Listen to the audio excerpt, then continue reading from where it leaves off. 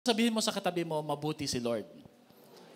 Amen. Sino po dito naniniwala, God is good all the time? And even though things or life may not be that good, but hindi po nagbabago, God is good all the time. So, pwede po bang hawakan mo yung kamay ng mahal mo sa buhay? Okay. Kung mamahalin mo pa lang, mag-ingat ka. No? Ibig sabihin nun, kung young people ka, huwag mo munang panghasang hawakan. No? Let us pray. Tayo po'y tumayo at tayo po'y manalangin. Lord, maraming salamat po sa umagang ito, sa isang napakatinding paalaala, Panginoon, na hindi po namin kailangan na magaganda yung mga nangyayari sa aming buhay.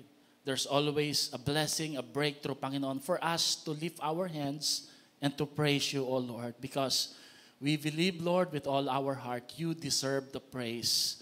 In blessings or in suffering, in sickness, and even, Lord, in health, in abundance, and even in plenty, Lord, your name will be lifted up, Lord, in our midst, in our lives. Salamat po dahil kayo ay Diyos na hindi pumapayag na hindi kami pagpalain. Pero ganun pa man, Panginoon, gusto po naming sabihin sa inyo that our love for you is not transactional. We're not here for the blessing. We're here for the blesser. We're not here for the gifts. We're here for the giver, Lord. We're not here for the resources. We're here for the source. And you are that source, O Lord. Ang sabi niyo nga po, Panginoon, sa mga disipulo, iiwanan niyo rin ba ako? But the disciples answered, Lord, saan pa ba kami pupunta? Sa inyo po nagmumula ang bukal na buhay ng pag-asa. And that is our confidence and confession today, Panginoon. If not Christianity, then what? And if not Jesus, then who? Wala na kaming ibang alam, Lord, na Diyos na kagaya ninyo, na mapagmahal, mapagpatawad, at laging nagbibigay ng panibago at napakaraming pagkakataon for us to live all for your greater glory. Lord, we thank you for the blessings that you have given to us in the past days. Salamat po sa mga answered prayers. Salamat sa mga breakthroughs, sa mga bonuses. Salamat sa mga blessings, sa ability to produce wealth, to work, even sa business. Salamat, Lord, sa mga promises nyo, Panginoon. As you have said in your word, all your promises are yes and amen in Christ Jesus.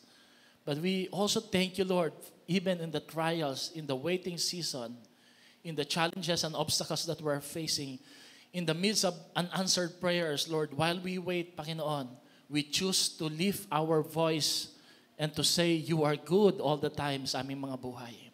Panginoon, sineselebrate po worldwide ang National Thanksgiving Day. Pero Lord, today we celebrate, Lord, your goodness, knowing, Lord, that every day is a Thanksgiving Day. Dahil kayo po ay naging mabuti sa aming mga buhay. Salamat po sa mga tao na nilagay nyo sa aming buhay. Our family, even the community who loves us unconditionally, accepts us despite of our weaknesses. Pero salamat po, Panginoon, sapagkat alam namin, Lord, na we're getting there, oh God. We're becoming more like Jesus day after day. At Panginoon, we just want to entrust everything to you. Lahat ng worries, concern na meron po kami. We also celebrate yung gift of life sa mga nanganak. Thank you, Lord.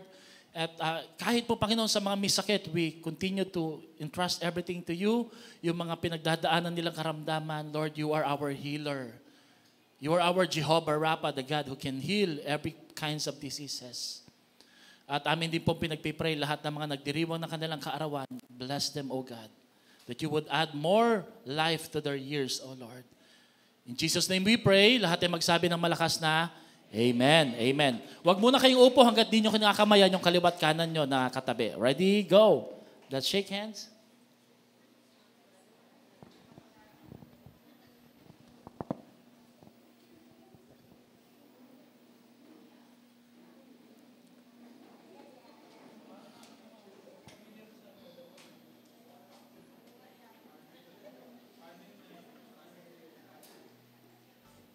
Good morning po sa inyong lahat.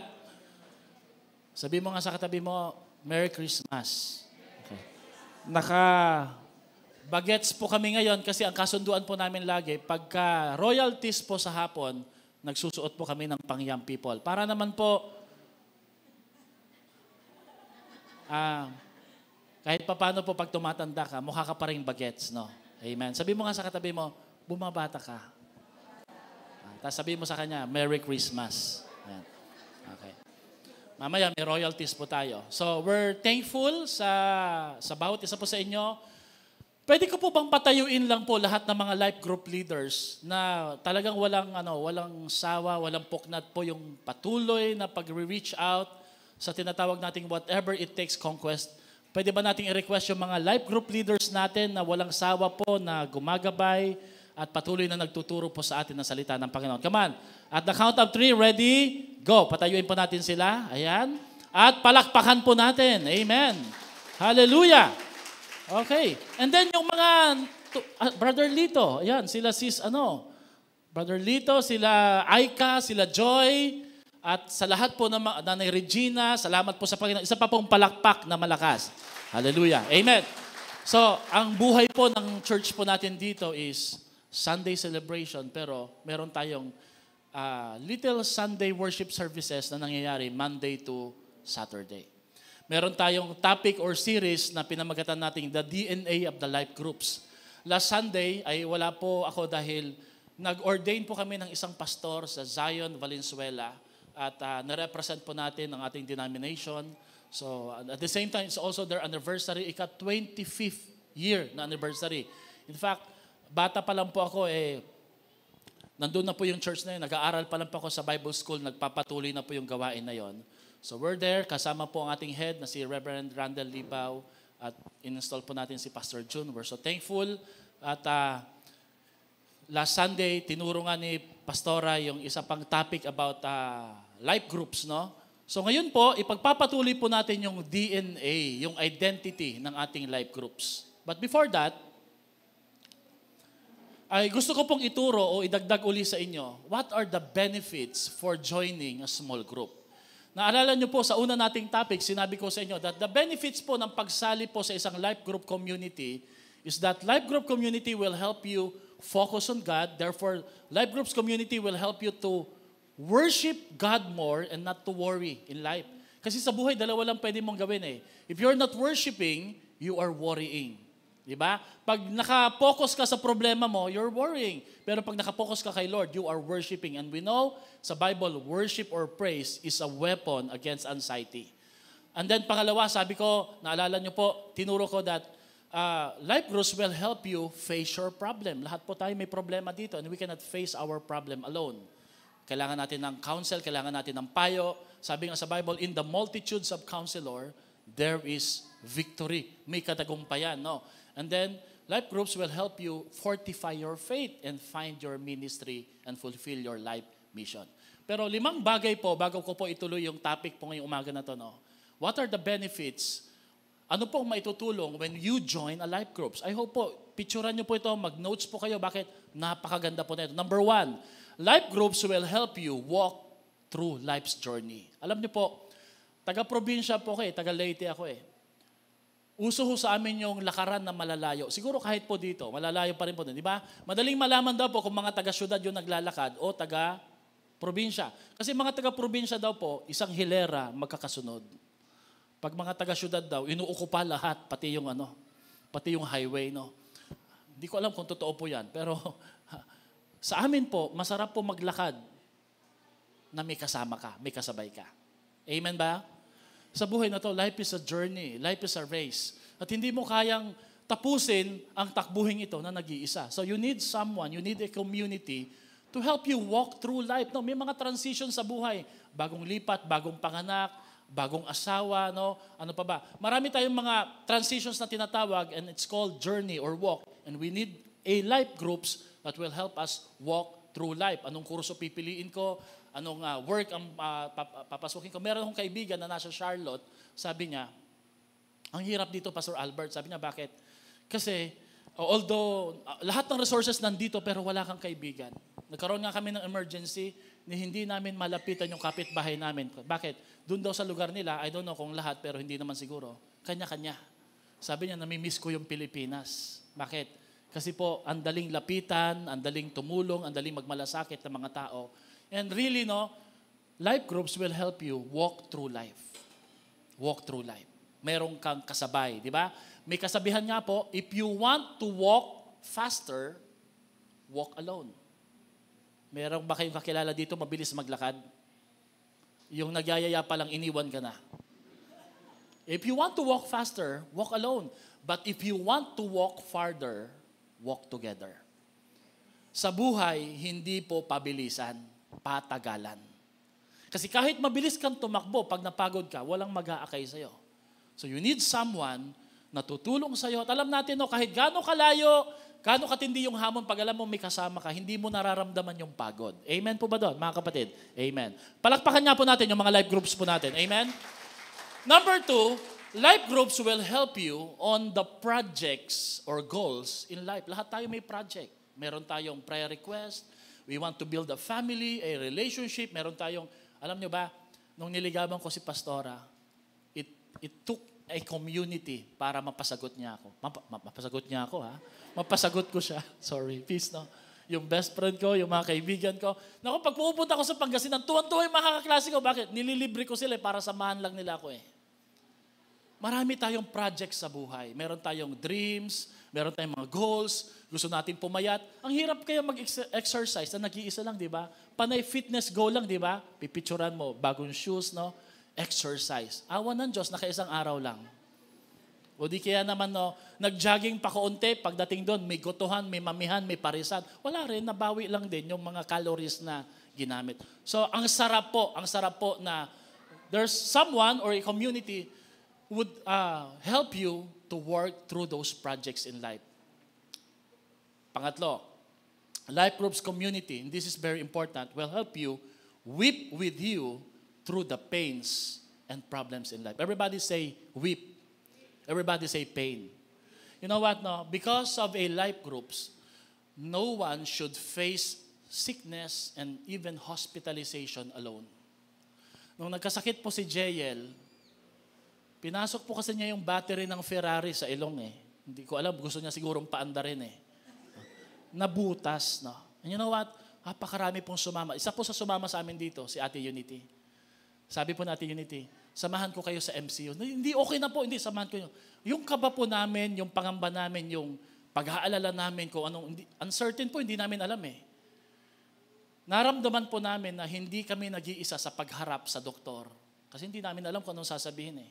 Dahil alam namin may kasama kami. You know what? If you belong to a life groups, even that, hindi mo kailangang harapin ito na nag-iisa. May hahawak sa kamay mo. Amen? Nakakatakot kaya yung mga waiting rooms in life, tama po? Yung mga pag-iyak natin, no? Isang text lang sa life groups mo, pupunta na kagad. And sometimes, kagaya ni Job, no, hindi natin kailangan ng maraming katalinuhan para magpayo. Ang kailangan lang natin gawin, tumabi lang at makinig at makisimpatya. So there will be weeping in life and we need a life group to help us go through pains and problems in life. Pang-apat, life groups community will help you watch over your family or your life. Everybody say, watch over your family or life. Ready, go. Watch over your family or your life. Now, nung long weekend, sino ho dito nagbakasyon ng talagang ingrande? Pumunta dito, pumunta doon. No? Alam niyo, pag nagbabakasyon po tayo, ipinagbibilin po natin ang ating mga aso, ano pa ba? Pusa, no? Ano pa ba? Lalo na yung bahay. Sasabihin natin yung kapitbahay natin, hindi kaya makakilala natin na pakitingnan-tingnan niya yung bahay ko. No? Bakit? Baka umalis. Hindi naman umaalis yung bahay, di ba? No? Pakitingnan-tingnan yung Alam niyo po, sa US, meron pong tinatawag na neighborhood watch. Bukod sa pulis, bukod sa mga sheriff, bukod sa mga pulis, meron pong binubuo ng neighborhood watch community ang isang komunidad para bantayan ang isa't isang tahanan o bahay. Why? Because they believe mahalaga ang bahay, hindi dapat pinapasok ng magnanakaw. Am I right? Amen? So kung may nagbabantay sa bahay nyo, may tanong lang po ako, sino nagbabantay sa buhay mo? Hindi ba't mas mahalagang bantayan, bukod sa bahay, yung buhay po natin? Pastor, why? Why should we watch, or why should we allow someone to watch over our life? Because all of us have blind spot. There are areas in our life that we don't see and we can see that we're doing wrong or we're messing up. Amen ba? Halimbawa, marami sa atin dito guwapong-guwapo sa sarili. Ang pogi ko talaga, no? GGS, gandang-ganda, akong pinakamaganda sa lahat. Sabi namang iba, kapatid, mabait ka lang. Di ba? Yung iba po, ang cause po nito, pride. No? Alam niyo yung mga truck, dapat hindi ka sumisingit sa truck eh. Kasi meron pong mga blind spot yung truck. So may pahinante, may nagbabantay, may nagche-check bakit madidisgrasya ka. You know what? I'm so glad that somebody is watching over our life, even though we're a pastor na. Somebody is watching sa aming mga anak, lalo kay JL, si Ate Arisa, yung kanyang life group leader. Hindi natin kayang bantayan yung sarili natin na tayo-tayo lang. Amen? Yung may nagchat-chat, no? Pag kami po, may mga namimiss na schedule, magchat-chat kami, no? Paki-check nga si ganito, si ganon. Yung anak namin, silipin nyo lang sa bahay. No? And then pang-lima at panghuli. We need life groups to help us witness with us through the gospel. Mahirap mag-share ng gospel na nag-iisa, but if you belong to a life groups, all you need to do is to open your house. Everybody say, open your house. And allow your life group leaders na mag-share ng gospel. Pero hindi niya magagawa yon kung hindi ka mag-host. So for me, mahalaga ang life groups. Bakit? Life groups will help you walk, work, weep, and watch, and witness over your life. Pwede po bang i-appreciate lang natin yung mga life groups po natin, palakpakan natin, even yung mga host, yung mga volunteers, yung mga nagpapakain. Nako, salamat po, saludo. Thank you, Lord. Now, ang message ko ngayong umaga na to is very controversial ng konti kasi possible yung iba sa atin dito matatamaan. Nung taong 2020, pagdating po ng pandemic, nauso po ang isang phenomena na kung tawagin po ay, hindi COVID-19 the Great Resignation. The Great Resignation is a phenomenon na kung saan there is a massive exodus or massive na pag-alis ng mga tao, specifically ng mga empleyado sa kanilang pinagtatrabahuan. In fact, hindi lang sa UK, hindi lang po sa US, even sa Pilipinas, isa sa hamon po, hindi ho trabaho kundi yung magtatrabaho. Alam niyo kung bakit? Sorry for using this word. Parang naging mapili na yung mga tao. Am I right? Parang choosy na, no? Parang ayaw na nila. Of course, marami pong mga reason, no? Tignan niyo po yung picture na to, no? Ang daming nag-e-exit sa work. Very controversial. Ni-research ko po yung statistic kung gaano kadami ang umaalis sa trabaho, lumiliban at nagpapalipat-lipat according to age group. Magugulat po kayo sa resulta. 5% belongs to the baby boomers. Alam niyo po ba sino yung mga baby boomers? Ito ho yung mga may edad 57 to 75 years old. Hindi ko na po patataasin yung kamay. Ang baby boomers po, maliit na porsyento. Bakit? Ito ho kasi yung mga matatatag. Amen? Matatatag ho ito. No? Saka, syempre po, pag may edad ka na, ba't mo namang iisipin maghanap pa ng trabaho? Baka wala nang kumuha sa'yo. So, yan yung konsepto. Pangalawa po, yung Gen X. Ang Gen X po, ito ho yung mga edad 43 to 58.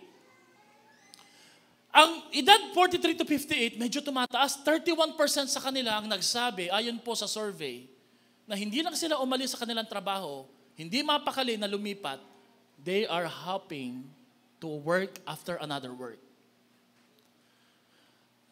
Sa millennials po, ilang taon po ang mga millennials? 27 to 42. Dito po ako kabilang Millennials ako Hindi kayo naniniwala? Hindi nga, totoo. Millennials nga ako. 42 pa lang ako 50% ang nagpapalipat-lipat. Tumaas. Grabe po sa Gen Z, ang edad po nito, 11 pa lang, wala pang trabaho, umaalis na. 11 to 26 years old, nagpapalipat-lipat ng trabaho. Kaya tinawag po nila itong the Great resignation. Ano po, Pastor, ang mga dahilan why people are quitting sa work? Number one, the working condition. Very toxic. Totoo ba yon? Totoo, di ba? No, puros chismisan, puros, sabi ng iba, walang kape, walang break, napakaiksi ng break, di ba? No? Yun yung ilang mga reason, yun po yung reality. No? Yung iba naman po, war with the employer and employee, hindi sila magkasundo.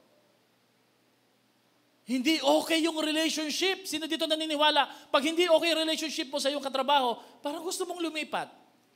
Tama ba? And then, pinakamatindi po yung wage or salary issues. Sino dito naniniwala? Pag pre-promote ka, hindi ibig sabihin nun, pati sweldo mo na-promote. Nadagdagan ka lang ng trabaho. Am I right? Marami po dito nagsasabi, preach it, Pastor. Come on. Yan yung gusto ko eh. Sabi nga po ng isang joke eh. Paano po lalaki yung sweldo ko, sir? I-zoom mo lang yung sweldo mo, lalaki na yan. I-zoom. Okay? And then yung iba po, they're experiencing psychological issues like anxiety, worries. Marami pong mga depression. Yung iba naman po, they see themselves na parang they are not valued. Yung worth nila, saka yung growth nila as a person, parang hindi ako lumalago dito. So, lipat na lang ako. No? Pero marami po nagsasabi that isa sa mga reason po is because they wonder, ano kayang pakiramdam pag malaki yung salary ko? W-O-N-D-E-R. They're wondering, oh, you know what? Hindi naman lahat. Those who hop to another work, wondering a big salary, they wonder. W-A-N-D-E-R. Why? Because hindi ang paglipat ng trabaho magsasatisfy sa'yo. That's why, itong phenomena na to, ay nilagyan nila ng solusyon. I don't know kung ano po ang progress. Ang solusyon po ng Great Resignation is the Great Realignment. Na pressure po ngayon yung mga employer. Naglagay sila ng mga coffee shop. Meron na ba sa mga trabaho nyo?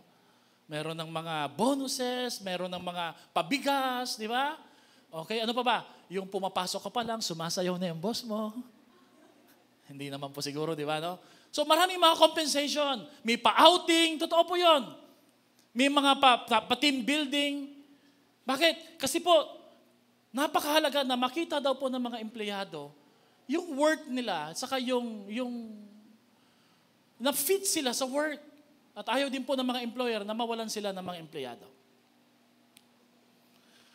Last year, I don't know kung last year or this year, nauso po yung salitang quiet quitting. Have you heard that word? Quiet quitting. Pastor, ano po sabihin ng quiet quitting? Tahimik na pagkukwit. Very literal, no? Tahimik na pagkukwit, no? Nung una, ang definition ng quiet quitting, if that's not my work, I will not do that. Hindi yan part sa work ko eh.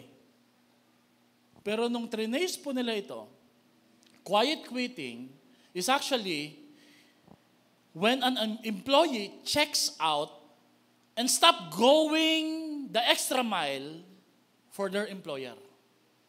Pareho lang. So, bakit ka magpapakasipag? Bakit mo gagawin ito? Hindi ka na-appreciate, sinisiraan ka pa, lagi kang pinapagalitan, walang recognition, walang award or reward, walang ganito, ganyan. So, unti-unti kasama mo sila sa work, but actually, hindi mo na sila kasali talaga sa puso. And then eventually, they will quit their job. Now, I don't know kung marami sa inyo dito nakaranas ng ganyan o ipinaranas sa inyo yung ganyan. May kasamahan kayo sa bahay, may kasama kayo sa trabaho, iniwan kayo sa ere, meron kayong inaasahan na dapat ganito sila, pero hindi nila ginawa.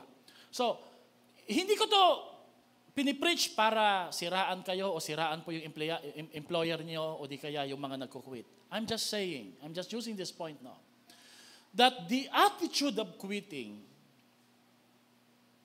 and the attitude of giving up, be careful because it can become a destructive habit.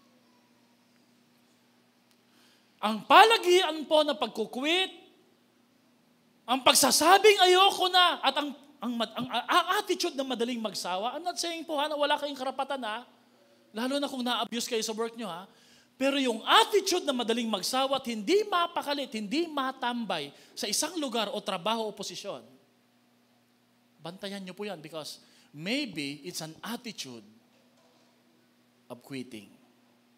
And you know what? Quitting is a very destructive habit. Whether ilagay ka sa isang high compensation na work, na punong-puno ng reward, if you accumulate the attitude of quitting, you will always quit anytime. Amen? Amen po ba? Did you get my point? Ang sabi po ni Thomas Edison, and he has the right to say this because some says that he found a way to invent a light bulb. Ilang maling kaparaanan? 10,000. I don't know kung ganyan po ka-accurate yan pero ang sabi niya, our greatest weakness lies in giving up. Ang pinakamatinding kahinaan natin ay nasa sa madali tayong mapanghinaan ng loob at ang dali natin mag-quit. Nawalan tayo ng persistence, nawalan tayo ng resilience, nawalan tayo ng endurance. Compared sa mga baby boomers, hindi mo mapapakwit yung mga baby boomers. Kaya ang sabi ni Thomas Edison, the most certain way to succeed is always to try just one more time. So if you're thinking to quit, whatever it is na gusto mong tigilan na, hintuan na, I'm just here to remind you, it's a destructive habit. It can become your destiny. Pag binibigyan ka ng task, hindi mo tinatapos, hindi mo naayos, maybe hindi mali yung boss mo. O yung work condition. Maybe, baka tayo. Hello? Pakisara yung pinto, baka may umalis. Baka may mag-quit. Huwag ko kayo alis Baka nasasaktan kayo. Okay? Baka tayo na po may problema. And again, this is a very destructive habit na madalas natututunan natin sa ating pag-iisa. So my topic for today is the great resilience. Ano po ang pambato, panlaban? Ano po ang pangontra sa great resignation? Ang pangontra po is the great resilience. Learning endurance as a community. Sapagkat ako'y naniniwala, pag nasa mga tamang grupo o tao ka, those people will teach you not to quit and not to easily give up. Amen? Nagkukwit lang naman tayo pagka nakakarinig tayo, di ba? Umalis na tayo dyan, di tayo na-value Pero minsan hindi natin napaprocess yung situation. So pag-aralan natin maigi. Resilience means endurance. Everybody say endurance. Noong taong 1987, a consumer flight from Portland flew to Boston in the summer of 1987. Ang piloto o isa sa piloto, maliit lang po na aeroplano to Consumer flight lang po ito. Ang isa sa piloto dito ay si Henry Dempsey. Ang sabi po ng kanyang co-pilot, parang may bukas na pinto. Kasi ang ingay So chinek po niya, yung co-pilot po niya yung humawak po sa cockpit. Nung chinek po niya, nalaman niya, hindi nga pala talaga nasara ng crew bago umalis po yung aeroplano na to. And you know what? Dahil po sa lakas ng hangin, sa air pocket, he was sucked out of the jet. Nahigop siya ng hangin. Naku po, nakakatakot yun. Yung mga pupuntang Palawan, hindi po ganyan na mangyayari sa atin. But somehow, some way, he was able to grab isang bakal sa ladder, yung hagdanan, na maliit na hagdanan po, ng consumer flight. He was able to hold on, alam niyo kung ilang minuto? 10 minutes, mga kapatid. Wow! Ilang minuto? 10 minuto. Sino dito naniniwala yung 10 minuto matagal yon? Kung napanood niyo po yung Rogue Nation, ng Mission Impossible? Totoo ba na ginawa ni Tom Cruise yun? Sa military jet? Napanood yun na yung Rogue Nation? Totoo yun. Siya mismo po talaga. Nakatali lang siya. Pero totoo yun na lumipad talaga. Nakasuot lang po siya ng goggles para hindi masira yung mata niya. Pero totoo yun na sumakay talaga siya. At hinawakan talaga niya yung panoorin niyo po yun. Wag muna ngayon, syempre. Yung taas po at bilis ng lipad ng eroplanong ito ay 200 mile per hour at an altitude of 4,000 feet. Grabe po. Dempsey was able to hold on at alam niyo po, nung nalaman po ng kanyang co-pilot, sandali, nasaan si Dempsey? Saka lang po niya nalaman, naku po, nakahawak. Malapit nang mahulog pero talagang tinindihan niya ng hawak. Sabi mo nga sa katabi mo, tindihan mo ng hawak. Tapos nakiusap po siya sa isang tower, approaching na mag-land, permission to land. Nung sila po'y nag-land, according to the reports, inabot sila ng maraming minuto para lang kalasin at tanggalin yung halos nakadikit na kamay na ni Dempsey. It is as if nag-weld yung kamay niya sa ladder. Ikaw ba naman, 4,000 feet, 200 mile per hour? So feeling mo parang bakal na siguro ako. Hirap na hirap silang tanggalin. Nagkasugat po ang kanyang kamay, pero tuwan-tuwa sila at nagpalakpakan sila. Why?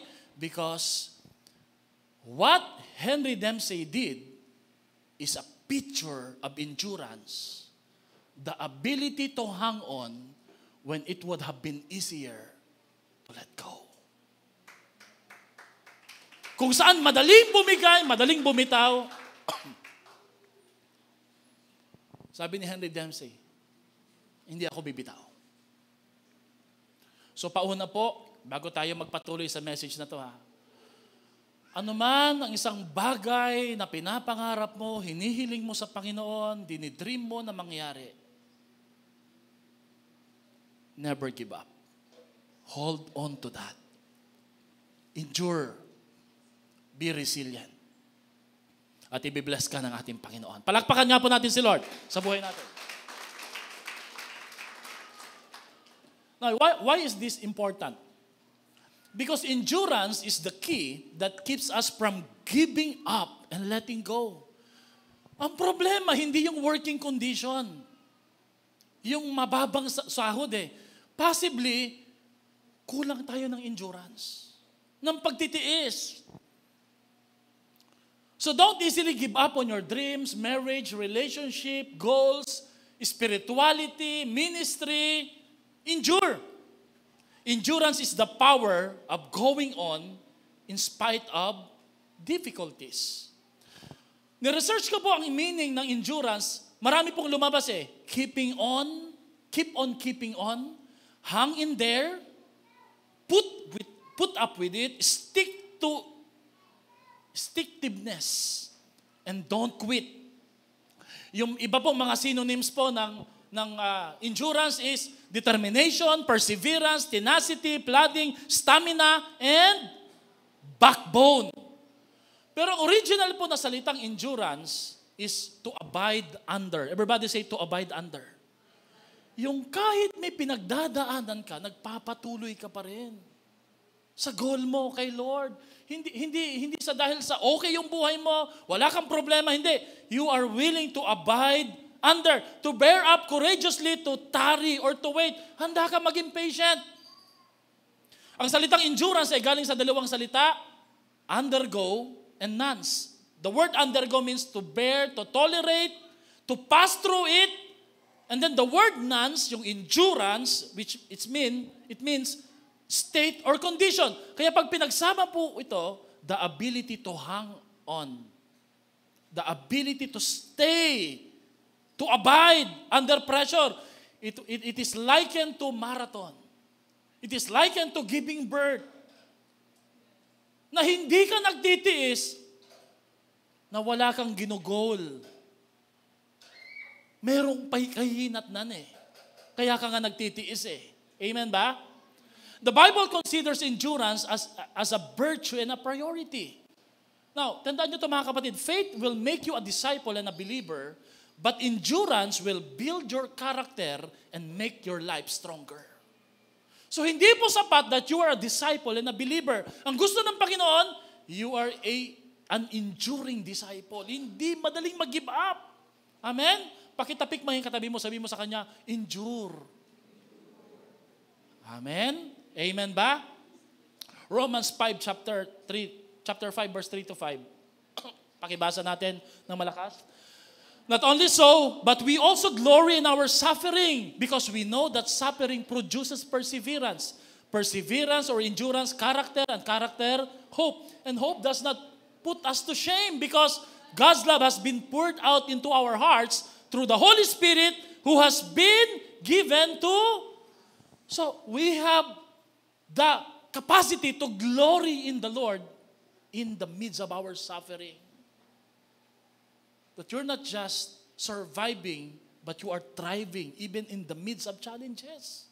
Hindi yung parang nagtitiis ka lang nakakaraos lang, kundi hindi. Talagang naghahari at namamayagpag. I consider the kind of Christianity na meron po tayo ngayon as soft Christianity. Alam niyo sa basketball, ang tawag ho nila sa madaling bumagsak, malamya, soft as ice cream. Balat sibuyas. Ang daling manghina. Ang daling mapanghinaan ng loob. Pero ang sabi ng Panginoon, endurance is a mandatory in the pursuit of character. Hebrews 10:36, pakibasa natin ng malakas. For you need endurance so that after you have done God's will, you may receive what was promised. Ituloy, tapusin. Merong great resignation, pero ang tanong, saan ka pupunta? Ano ba talagang gusto mong kapuntahan? Ang endurance po, magtiis ka kasi alam mo ng malinaw yung destination mo. Pag hindi malinaw ang iyong destination, ang dali mo mag-quit. Ang dali mo mag-give up So endurance is best learned in the context of community. Pag may kasama ka, ang isang magandang example po dito ay yung nangyari kay Orpah, kay Ruth, and Naomi. Kung hindi po pa sila kilala, let me tell you this short story. Si Naomi ay biyanan ni Orpah at ni Ruth. Namatay po ang dalawang anak na lalaki ni Naomi. Ibig sabihin po, balo na si Orpah, balo na rin si Ruth. Si Naomi, nagyaya, punta tayo pabalik sa Jerusalem. Kasi iniwan nila yung Jerusalem Pumunta silang Moab At habang sila naglalakad, devastated itong si Naomi. Bakit? Wala na rin siyang asawa, si Abimelech, namatay na rin yung kanilang tatay. Wala na rin siyang anak. So 3 funerals po ang naranasan nitong si Naomi. 2 niyang anak, na asawa ni Orpah at ni Ruth, at yung asawa niyang si Abimelech.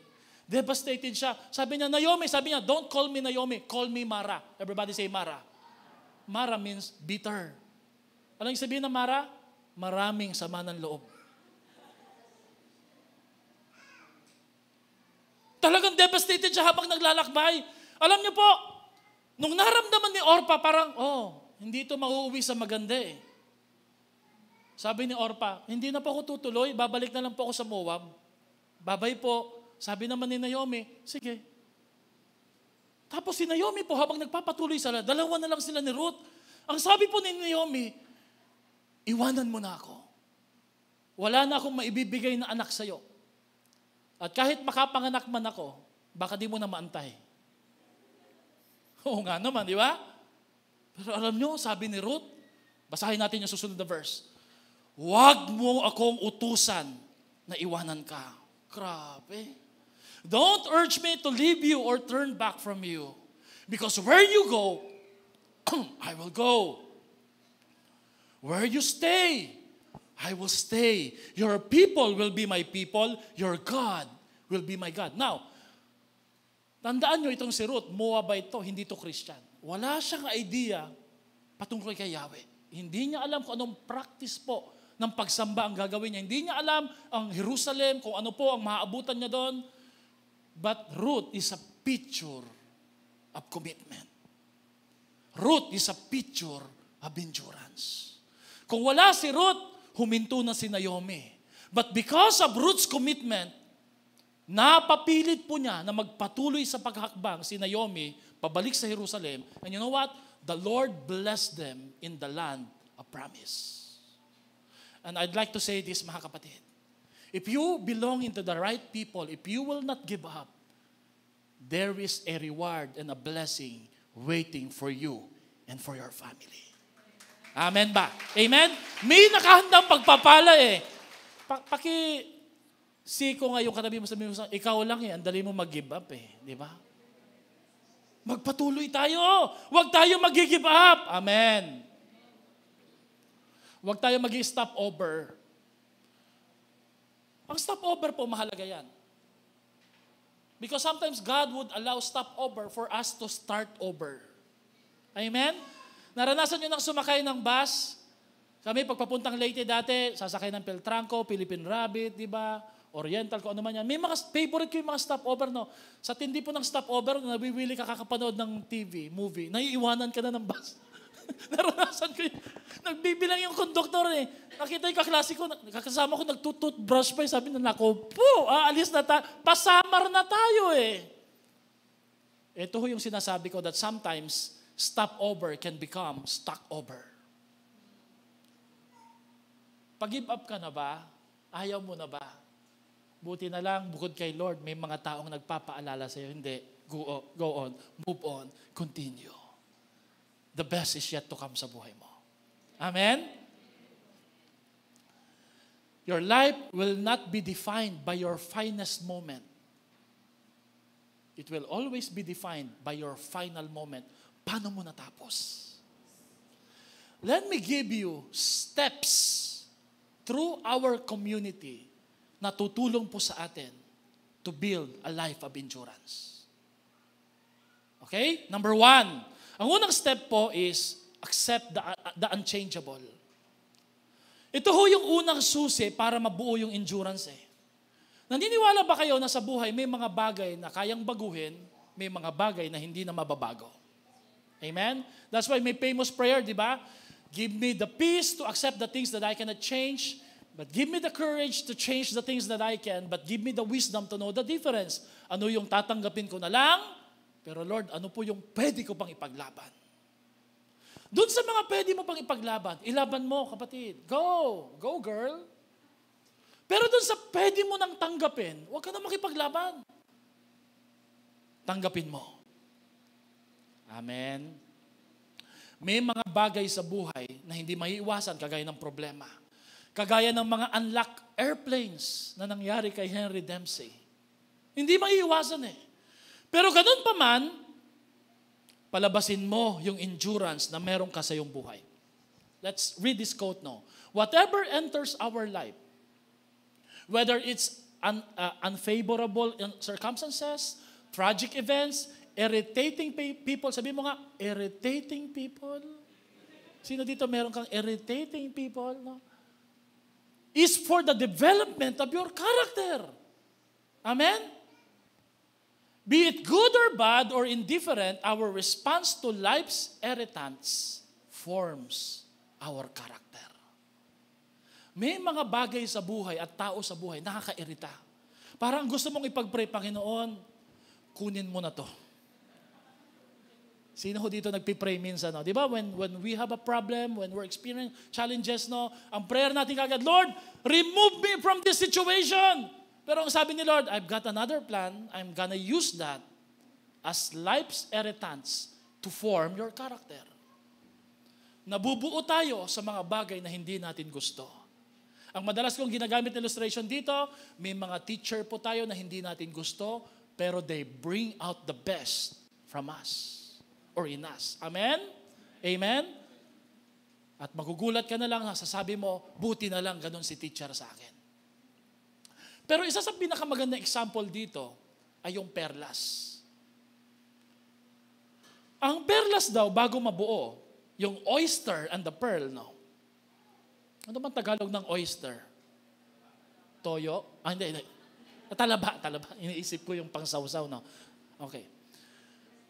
The oyster, next slide tayo bro, provide a beautiful picture of a positive response to life's inheritance. You know what, no? Hindi mo mapipili kung anong problema ang darating sa buhay mo eh. Pero pwede mong piliin paano ka tutugon doon. Am I right? Pwede kang magreklamo, pwede kang bumitaw, kagaya kay Henry Dempsey, pero pwede ka rin mag-hold on for more than 10 minutes. And it will change your life forever. The pearl is a product of pain. In fact, kung wala po yung mga buhangin na pumasok sa talaba, nangyayari po, ang pearl po, ang talaba, pag ito'y bumubuka, may pumapasok ng mga buhangin. At ang mga buhangin na to nag-create po ng wound, ng sugat sa oyster. Kaya ang oyster po, naglalabas po siya ng isang chemical that would heal the wound na binuo po ng irritableng buhangin. Pag na-heal po yon, yung buhangin at yung chemical at yung sugat na sinaktan ng buhangin, nabubuo into a very beautiful pearl. Pearl is a byproduct of stress. Sino dito puno ng stress? Makikita nyo na lang sa mukha. May pearl na papalabas sa gitna ng ating mga stress. Hallelujah. Amen? Parang hindi kayo masaya, Amen ba? It is a byproduct of a situation na willing kang tanggapin. Na parang sinasabi mo, have your way, Lord. Mangyari ang kalooban mo, Panginoon. Pero ang Diyos, habang tayo'y nagpapasakop at sumusuko sa kanyang kalooban, may binubuo siyang masterpiece sa gitna ng mga pasakit na pinagdadaanan natin. Amen po ba doon, mga kapatid? Pearl is a byproduct of pain and a byproduct of stress. Gusto ko po yung paraphrase version ni J.B. Phillips sa James chapter 1 verse 2 to 4. Sabi dito, when all kinds of trials crowd into your lives, my brothers, don't reset them as intruders, but welcome them as friends. So pag may problema, buksan mo yung pinto, sabi mo, pasok ka. Hallelujah. Sino dito pag may problema, sinasabi mo kagad, lumayo-layo ka nga sa akin. Pero sabi ni J.B. Phillips, when there's various trials that we face and we undergone, sabi po ni J.B. Phillips, welcome them as friends. Realize that they have come to test your endurance, but let the process go on until that endurance is fully developed, and you will find you have become men and women of mature character. Sabihin mo nga sa katabi mo, bring it on. Sabihin mo sa kanya, bring it on. Sabi niya, yan lang bang stress ang maibibigay mo sa akin? Labahin, kakulitan, yan lang, bring it on. Tapos sabi mo sa kanya, I was born for this. I was born for this. Pinanganak kaya ako dito. I'm born ready. Come on, di ba? First step is accept the unchangeable and let God do the process. Number 2, adjust to the obstacle. Pag may harang, may hadlang, make some adjustment. Make some adjustment. There was a story of isang mayabang po na kapitan na nakasakay ng US battleship. Sabi niya, habang sila po ay naglalakbay sa isang madilim po na karagatan, may nasagap yung kanyang radar na approaching po na isang object. Magkakaroon ng collision sa dagat. Kaya kinuha niya yung kanyang microphone, sabi niya, this is Captain Smith, I am in a US battleship. Please alter your course 10 degrees south. Pakilihis ang iyong barko pa-south 10 degrees. Sumagot naman po yung thing na yon, yung object na yon. At sabi niya, this is Private Lawson. Please alter your course, sir, 10 degrees north. Naku, nairita po yung kapitan. Sabi niya, ba ako pa inutusan? I'm a captain. Sumagot po siya at ang sagot po niya, I repeat, this is Captain Smith and I am a destroyer ship. I can destroy you. Please alter your course 10 degrees south.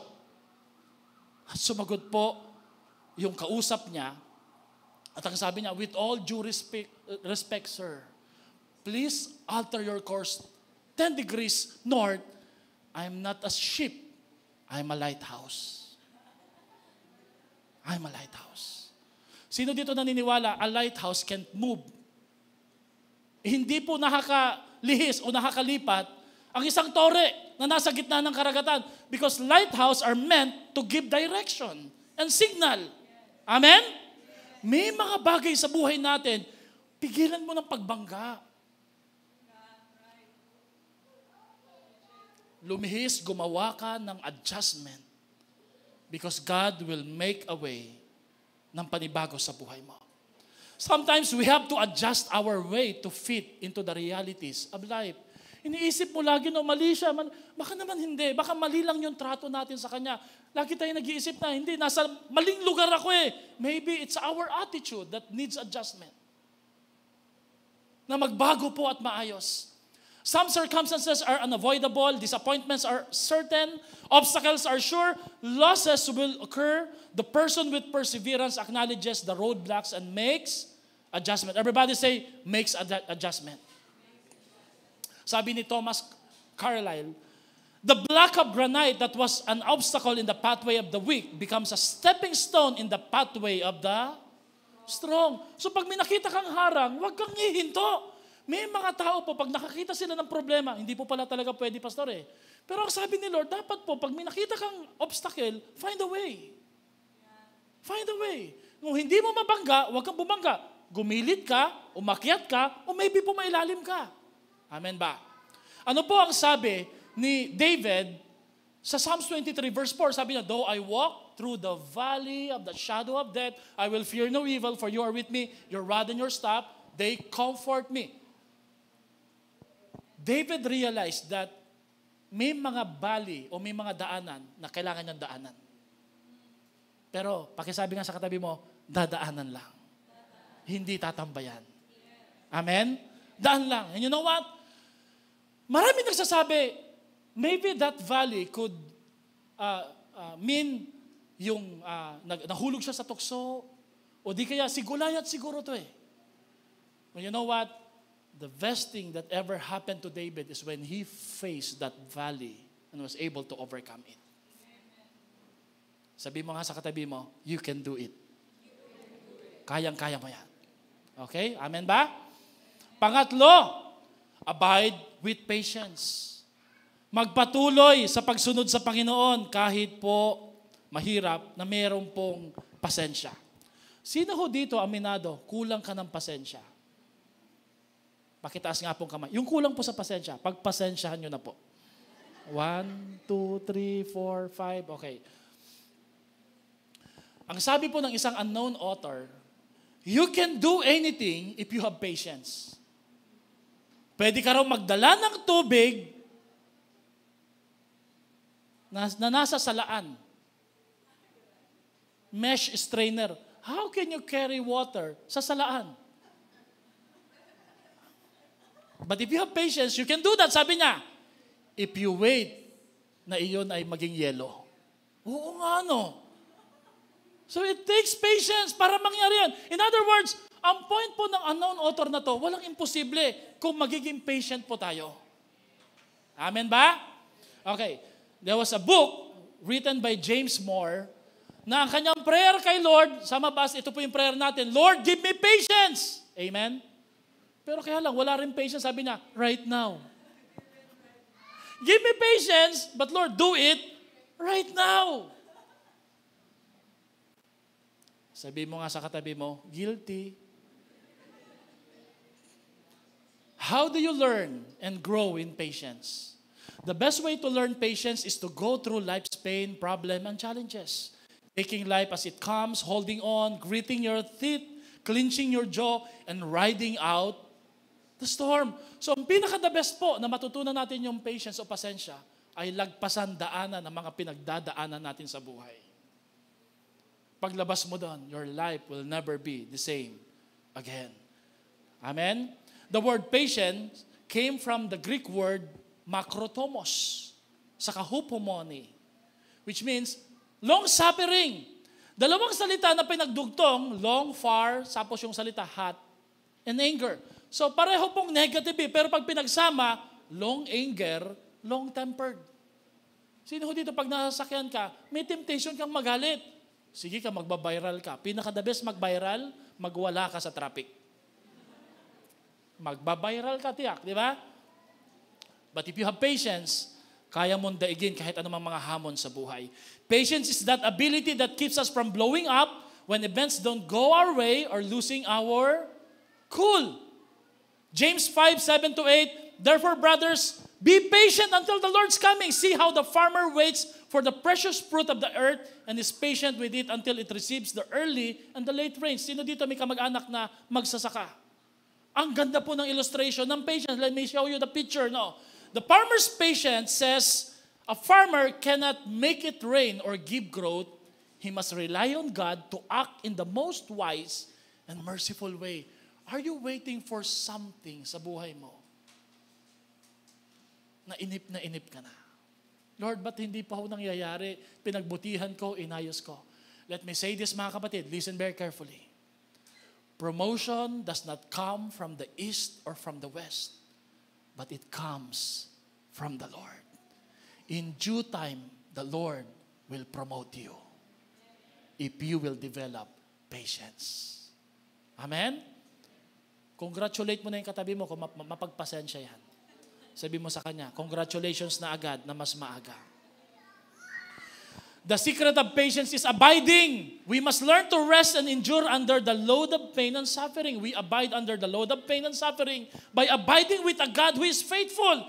We must not only learn to abide in Christ, but we must also abide with Christ under the struggles and the pressures in life. No, yung katabi mo, hindi mo alam kung anong pinagdadaanan yan eh. Pero ganun pa man, nagpatuloy pa rin kay Lord yan. That's abiding in the presence of the Lord. Amen? Because the word patience is to abide under pressure.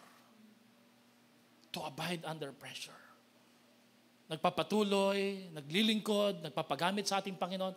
Pang-apat po, affirm the presence of the Lord.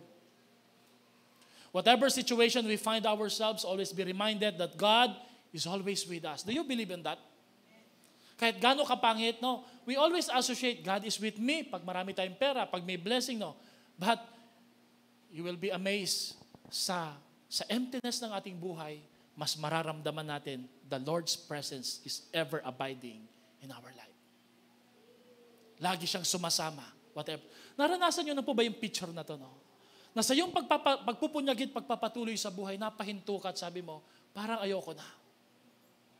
Parang hindi ko na maituloy. Sino ho dito naka-experience ng ganyan? Parang, Lord, gusto ko na lang bumalik. O sana, Lord, may bumuhat sa akin eh. Sa mga tumatakbo, may tinatawag po na second wind. As we endure, God can give us a spiritual second wind. Sinearch ko po kung anong sabihin ng second wind eh. A second wind is a person's ability to breathe freely during exercise after having been out of breath, and new strength of energy will be given to him to continue something that is an effort. No?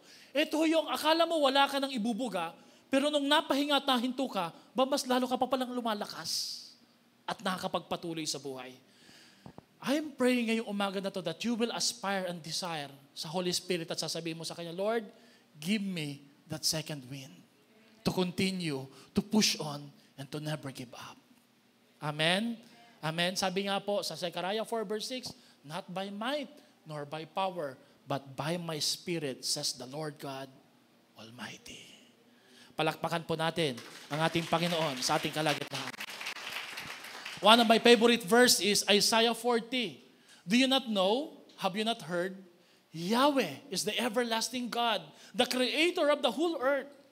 He never grows faint or weary. Ang Diyos na sinasamba mo at sinasamba ko, hindi napapagod.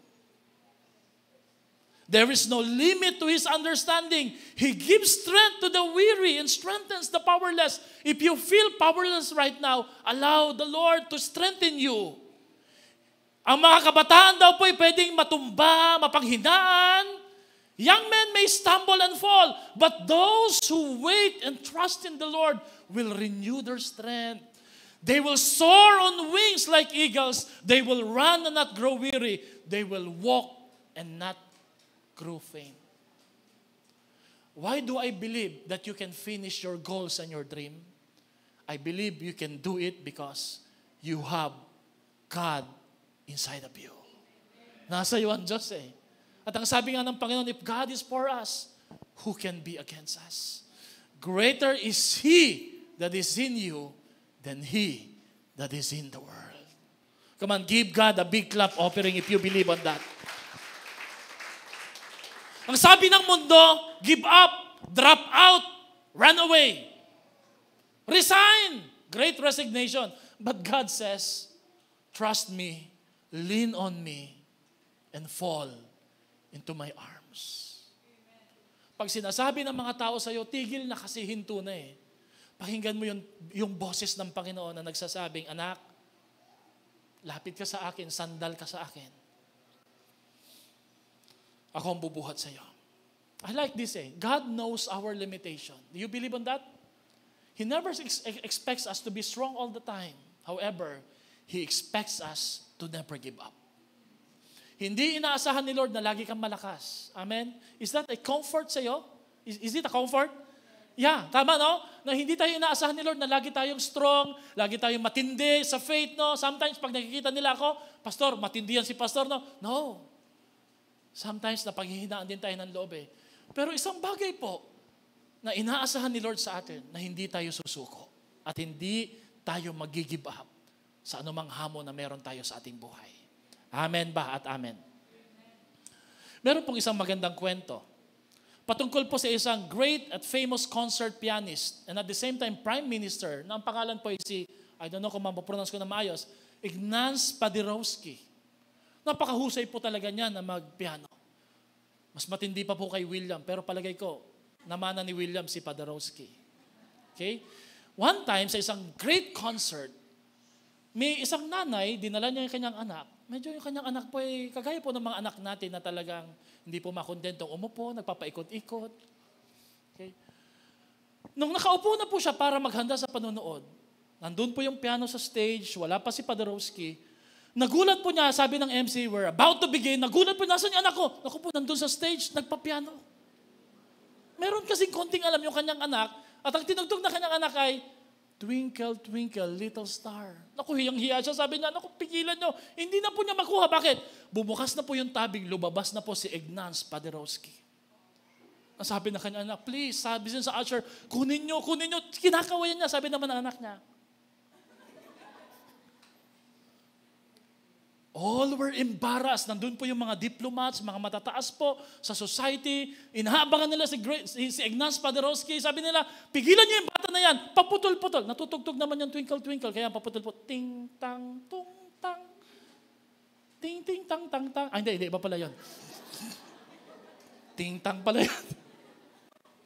Ting-tang-tang. Alam niyo, ginawa ni Ignaz Paderewski? Umupo siya sa tabi ng batang ito. Let me show you the picture. And alam niyo, sabi niya, kid, whatever happened, don't stop playing. At saka niya sinabayan ng matindi ang tinutugtog na simpleng tipa ng batang ito sa buong masterpiece po at kahusayan ni Paderewski, yung simpleng Twinkle, Twinkle, Little Star become a great masterpiece na nagkaroon ng standing ovation at nagpalakpakan po yung mga tao. All this kasi ang sabi ni Ignaz Paderewski, huwag kang tumingin sa kanila ni sa nanay mo. Keep playing, kid. Don't stop. Amen. Amen. Our responsibility is not to quit, but to keep playing. God's part is to fashion a masterpiece in spite of our weariness and even in our weaknesses. Iniisip mo sa sarili mo, I'm not that good, Pastor. I'm not doing well. But God is at your side. And He is whispering, anak, don't stop. Keep playing. Let me do the rest. Pag nagpatuloy ka, may lalabas na maganda sa buhay mo. Are you close to quitting? Don't do it. Are you tired of trying to live for Christ? Hanging in there. Do you feel like giving up on Christian life? Roll up your sleeves and get back in there. Remember, you are not a failure until you give up. You are not a flop until you let go. Don't quit. Never give up. Keep going. Hold on. Keep the faith. Run the race. Meron akong pinapanood, isang sport po na hindi ko naman nagagawa, pero favorite ko. Alam niyo isang sport na favorite ko na ayaw ni Pastora? UFC. Hindi po yung ketchup Yung bugbugan. Sabi niya, ano ba yung nanonood ka? Sabi ko, ang ganda nga Endurance will always prevail. Kagaya po ng mga UFC player o athlete, have the faith that is ready for the next round. Sabi mo nga sa katabi mo, next round, baby. Next round. Hindi tayo hihinto, may next round pa. Do you have that kind of faith na handang lumaban sa susunod na round sa buhay? Amen? At panghuli po, associate with resilient and enduring people. Just like Ruth, be accountable sa grupo ng tao na hindi marunong mag-give up. People who don't give up on their faith, no matter what, are the kind of people who will never give up on you. You know that? Na ang mga tao na hindi marunong sumuko sa kanilang paglilingkod at pagsunod kay Lord, ito yung mga tao na hindi kasusukuan. Amen? At magpapatuloy. Associate yourself to a community that practice commitment to God, commitment to people, and commitment to the vision. Amen ba? Hebrews 10:25, some people have given up the habit of meeting for worship, but we must not do that. We must encourage one another. People who don't give up on something they truly believe in will always find a way. And it doesn't matter how many times they got knocked down, all that matters is that they get up one more time than they were knocked down. Nagpapatuloy sila. Mga kapatid, take time to appreciate people who never gave up on you. When was the last time nagpasalamat ka? Thank you po, Pastor. Thank you, cell leader. Thank you, friend. Thank you, sister. Thank you, brother. Hindi mo ako sinusukuan. Amen? Isang bagay po natutunan ko about friendship is this. I have learned that friendship is not about who you've known the longest. Hindi yan patagalan ng kaibigan I've learned that friendship is about who came and never leave your side. Hindi ka iniwan. Yan yung totoong kaibigan. Amen? A true relationship is a two unperfect people refusing to give up on each other. Kung buhay pa si Henry Dempsey ngayon, sasabihin niya sa iyo at sa akin, whatever happened, don't let go. Hang on in there. Hang on in there. Tayo po'y tumayo para sa isang panalangin. You can't beat a person who never gives up. Hindi mo matatalo ang isang tao na hindi marunong mag-give up. No? Ngayong umaga na to, let's close our eyes, bow our heads. At habang ginagawa mo yan, now looking around please, as we close our eyes, sino ho dito, nararamdaman mo sa iyong sarili, you are about to give up. Ito mga nakaraang araw, nakaraang linggo, nung ikay papunta dito sa church, you feel like you want to resign. Gusto mo nang mag-give up, no? Sino ho dito ngayong umaga na to, you want to be prayed for? Could you just please raise your hand if you want to be prayed? Taas mo yung kamay mo if you feel like you want to give up sa buhay. I'd like to pray for you, no? That the strength of the Lord will be upon you. Become the joy sa buhay mo at kagalakan sa buhay mo. Naniniwala po ako sa umagang ito that the name of Jesus is more than enough to strengthen us. The name Jesus will give you the strength to continue to go on. Siguro po marapat lang habang nakapikit po tayo. Could you just pray with me this kind of prayer? Could you just say, Lord Jesus, I realize and I recognize I am not that powerful. I am weak. And I am nothing without you. So today, I invite you to be my Lord, my Savior, and my strength, my second wind, to push, to move on, to continue, and to never give up on life. Lord, at the cross of Calvary, you never gave up on us. So give me the strength and the endurance to never give up on you. This is my prayer in the name of Jesus. And all the people of God say, Amen. And all the people of God say, Amen and amen. Could you please stretch your hand on your left and on your right? Ipatong mo kung okay lang. Kung hindi naman, just lay your hands to them. Sa pangalan ni Kristo Jesus sa umagang ito, espiritu ng kapagalan, espiritu ng depression, espiritu ng stress and anxiety, espiritu ng discouragement, in the name of Jesus, umalis ka sa katawan, sa espiritu ng kapatid kong ito. And I declare, Lord, today, that we are more than conqueror in Christ Jesus. All because of Jesus. Today, Lord, we lift our heads. And we know, Lord, that our help comes from the Lord God Almighty, the maker of heaven and earth. Panginoon, anumang kapagalan at kahinaan na meron pong bawat isa, malalagpasan po nila ito in the name of Jesus. Please raise your two hands right now. Lord, anumang proyekto, panalangin, nasa sa aming mga puso. You have said in your word, delight yourself in the Lord, and He will give you the desires of your heart. Lord, I pray, let there be unanswered prayers. Let there be fulfillment. Let there be provision. Let there be an opportunity. Let there be a way where there seems to be no way.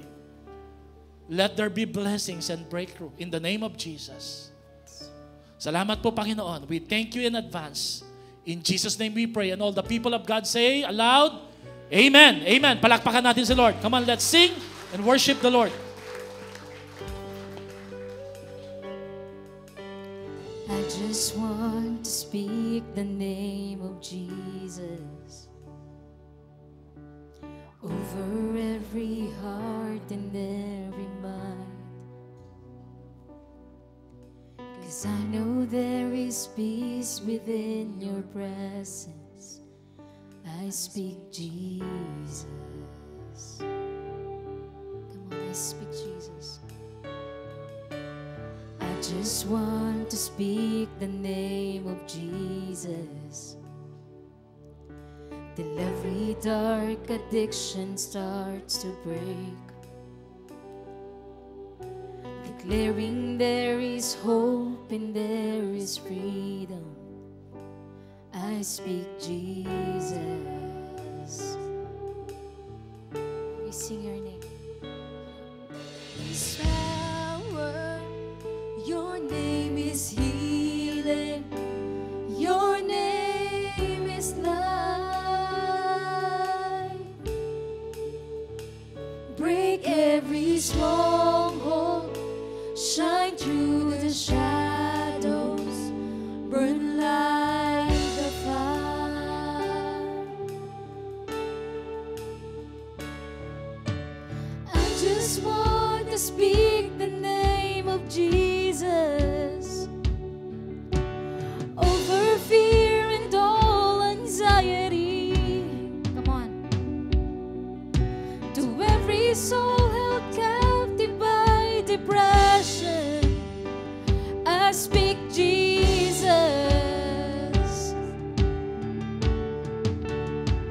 Your name is power, your name is healing, your name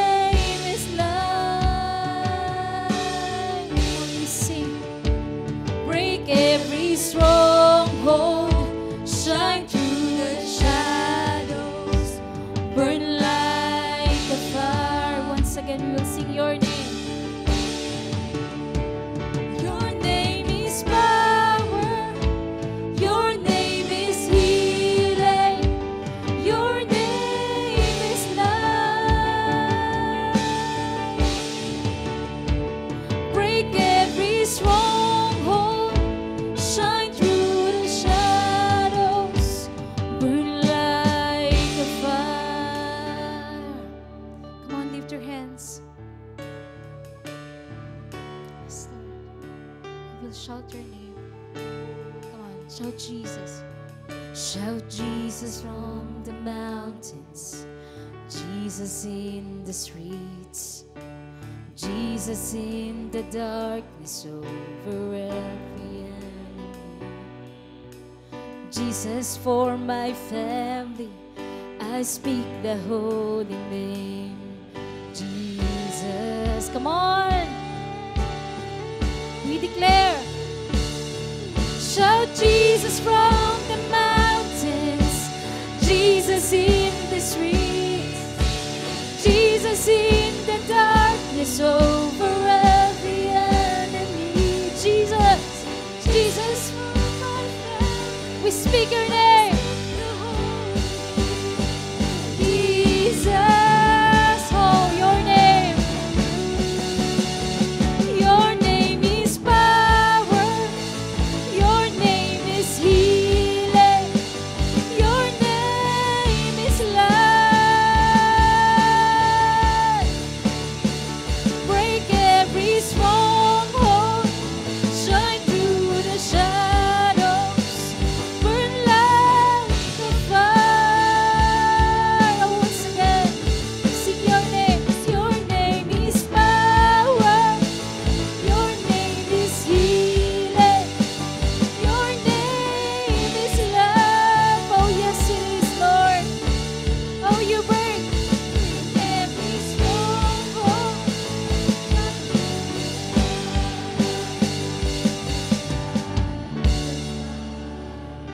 Oh, we lift your name, oh Jesus.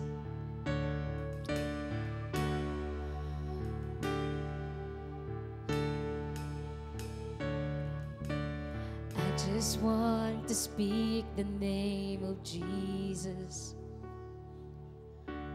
over every heart and every mind. 'Cause I know there is peace within your presence. I speak Jesus, Jesus. Oh, we speak your name, Lord. Come on, lift our hands.